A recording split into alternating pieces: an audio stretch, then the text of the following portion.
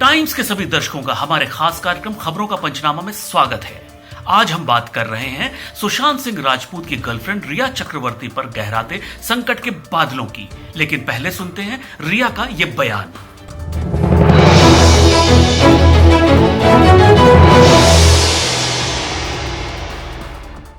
I have immense faith in God and the judiciary. I believe that I will get justice.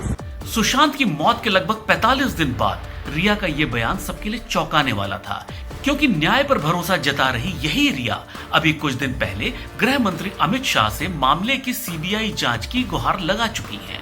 हालांकि अब जब CBI Sushant case की जांच शुरू करने जा रही है तो रिया की मुश्किलें और बढ़ती दिखाई दे रही है। हालांकि सीबीआई से पहले रिया को ईडी के सामने पूछताछ के लिए हाजिर होना पड़ा। दरअसल सुशांत की मौत के बाद से ही रिया का बर्ताव कुछ फैंस को खटक रहा था। मुंबई पुलिस लगातार मामले की छानबीन में जुटी थी और बॉलीवुड के कई दिग्गजों से सवाल जवाब किए जा चुके थे।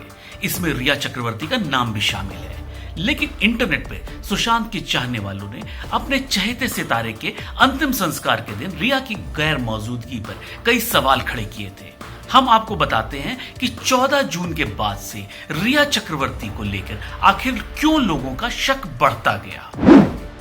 19 जून 2020 मुंबई पुलिस ने रिया चक्रवर्ती के साथ लगभग 9 घंटे पूछताछ की, जिसमें रिया चक्रवर्ती ने पहली बार सुशांत के साथ अपने रिश्ते को कबूला और पुलिस को बताया वो कोरोना वायरस के चलते लगे लॉकडाउन के दौरान सुशांत के घर पर ही उनके साथ रह रही थी। लेकिन मौत के दिन से कुछ दिन पहले ही आपसी झगड़े के चलते उन्होंने सुशांत का घर छोड़ दिया था। हालांकि दोनों एक दूसरे से फोन और मैसेज के जरिए जुड़े हुए थे।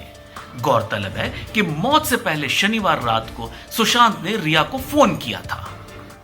17 जुलाई 2020 इस बार रिया ने देश के गृह मंत्री अमित शाह से सुशांत की मौत की सीबीआई जांच की मांग करते हुए कहा कि वो जानना चाहती हैं कि उन्होंने ऐसा कदम क्यों उठाया। 25 जुलाई 2020 अचानक रिया चक्रवर्ती का नाम एक बार फिर से सुर्खियों में छा गया। सुशांत के पिता ने पटना में रिया और 5 अन्य के खिलाफ एफआईआर दर्ज करा दी, जिसमें सुशांत को आत्महत्या के लिए उकसाने, उनके बैंक अकाउंट से करोड़ों रुपए की हेराफेरी के साथ कई संगीन आरोप लगाए। जिसके बाद रिया ने सर्वोच्च न्यायालय का दरवाजा खटखटाया और केस की जांच को पटना की जगह मुंबई ट्रांसफर करने की गुहार लगाई। लेकिन सुशांत के पिता और बिहार सरकार ने रिया की अर्जी के खिलाफ सुप्रीम कोर्ट में कैविएट दाखिल कर दी। 6 अगस्त 2020 केंद्रीय जांच ब्यूरो ने रिया, उसके परिवार वालों और अन्य के खिलाफ एफआईआर दर्ज कर जांच शुरू कर दी। 7 अगस्त 2020 रिया चक्रवर्ती ने सुप्रीम कोर्ट की सुनवाई के पहले ईडी से बयान दर्ज न करने की मोहलत मांगी। हालांकि ईडी ने रिया की इस मांग को नहीं माना। 7 अगस्त 2020 को ही पटना के सीनियर सुपरिटेंडेंट ऑफ पुलिस ने सुप्रीम कोर्ट में एक एफिडेविट दाखिल करके कुछ बड़े खुलासे किए, जिसके मुताबिक रिया सुशांत को अपने घर लेकर गई और फिर उसे दवाओं का ओवरडोज देना शुरू कर दिया।